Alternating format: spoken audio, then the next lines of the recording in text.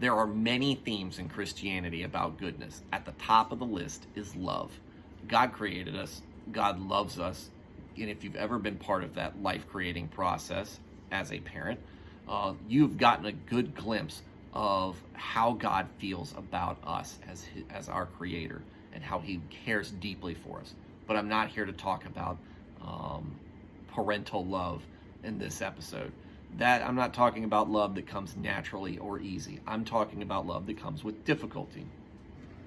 This is with people that you do not get along with, that you have problems with, that your personalities don't get along well with each other.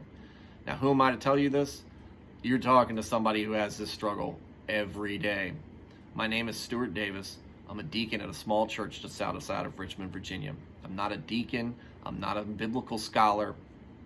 I'm not trying to get you to join my church or donate to any cause. What I am is a person just trying to convey how a average, everyday Christian tries to interact with the world around them, and maybe show you that we aren't any different than you as someone who might be interested and curious about joining the faith. Not trying to be a person who is going to try to tell you that you are different. These are struggles that you'll find within Christianity. And maybe you've used the phrase before, I love you, but I don't have to like you. And I'm one of those people who shares that perspective. If you disagree, that's fine too. You'll find many Christians who take that perspective. I know folks, and I've had discussion with folks who think that you have to go through whatever means possible to turn that dislike into a friendship. And while I think that is an admirable thing, I think in a practical sense, there are going to be many cases where you just can't make it work, where you end up putting so much effort into one thing that you lose focus about all the other things that are going around you. You can have two people who are good, who just don't get along. Maybe you've got two friends who are like that. You find good qualities in both of them, and you have great friendships with them, but those two can't see any good in each other, and they just can't get along. Maybe you're in one of their shoes. You have a friend who is friends with someone you just don't like, and you can't understand what your friend sees in them. It's natural. You're going to come across these instances. You can have a problem with somebody in the workplace that you're sniping back and forth at, or that you're just giving the cold shoulder to because of some grievance or some personality difference that you two have with each other where you just can't get along. There's no getting around that sometimes. It's just going to happen. How you react to it and how you respond to it is part of what God tells us to do. God doesn't love you. God just doesn't love me. He doesn't just love our friends and the people we care about. He loves all of us. He wants all of us to succeed. So that means if we're going to follow in his path, if we're going to be closer to him, that means showing that love to other people when they need it. If your child falls and skins their knee, you may be doing whatever you can to comfort them, or to teach them a lesson, or to use it as a character building exercise. Whatever you're doing to benefit them, to help them grow, or to give them comfort. If you see somebody that you've been arguing constantly with fall, it might not be the best thing to do is chuckle and say, serves you right, and not do anything to help them. That doesn't make things better. It doesn't make things better in yourself. It doesn't make things better with them. But the alternative, helping somebody when they're down for something small, even if it's something small, has a very rewarding effect on you. And you might not even notice it that much. And it might not leave too much of a lasting impression if you just do it once. It's very similar to what I've talked about before with forgiveness. Forgiveness is an uphill battle. But once you get to that top and you make that decision to forgive somebody, the ride down afterwards is very rewarding. Same thing here. You've made a decision to go out of your way to help somebody that you didn't really want to see that you really just don't have a high opinion of. And you might help them out when they're down, and they might not show any gratitude, or even they might even be combative about it. They might take offense at the fact that you're helping them out or trying to help them out. That's not on you. You can't make that decision for them.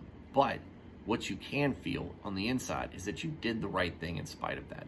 God loves that. God loves seeing us take that initiative, not just because he wants us to do it, but because we naturally get into that state of mind and framework where we love people that so much that even when we can't get along with them, we still want to help them out when we see them down.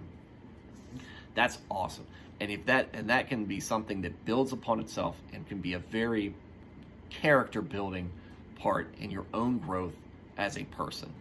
Meanwhile, while maybe they are combative about it, they might not be. What they might see is somebody coming up to them who doesn't owe them a thing, who they know doesn't like them, and still doing what they can to help them out. What does that say for you, isn't it? What does that say to them? The example that you're being. It helps them grow. And maybe they don't realize it at first. This might be something that affects them way down the road. They have some sort of a significant emotional event, and they're reflecting on past times when they've been a jerk to people. And that one time that you helped them out is part of a greater awakening inside them, where they start to understand that they haven't been the best person that they could be, and that things with them need to change. You never know what that extra bit of goodness that you show to somebody what that effect might have in the long run for them. Because you doing the right thing puts you more in line with God.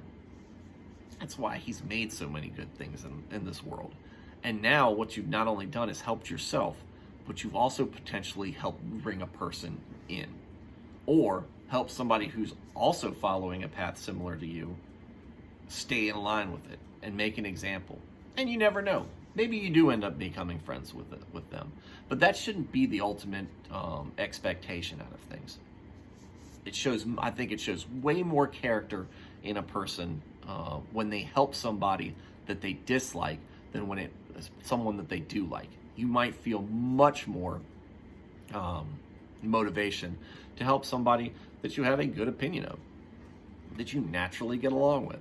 But if it's something that you struggle with, trust me, I understand. This is not something that's going to be easy to do. And if it is easy for you to do, I commend you. That's great. You're definitely ahead of me on this and many other folks. So keep up that good work. But what do you think?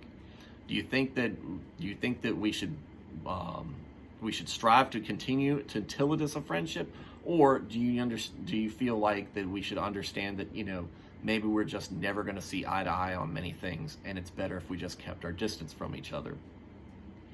Leave a comment below. Maybe give an example of a time where you've had this problem before, or where you've overcome this issue before. Let me know what you think. Maybe you think I'm full of, maybe you think I'm full of it, and you want to express that. Do that. I want to hear from you. And if you want to see more videos like this, like and subscribe, and hit the and keep an eye on that notification bell to see when other videos are coming out. In the meantime, I hope you guys do well on this. I hope it's something that you find that you can chew on and maybe put into practice. Either way, I love you guys. God bless, and have a wonderful evening.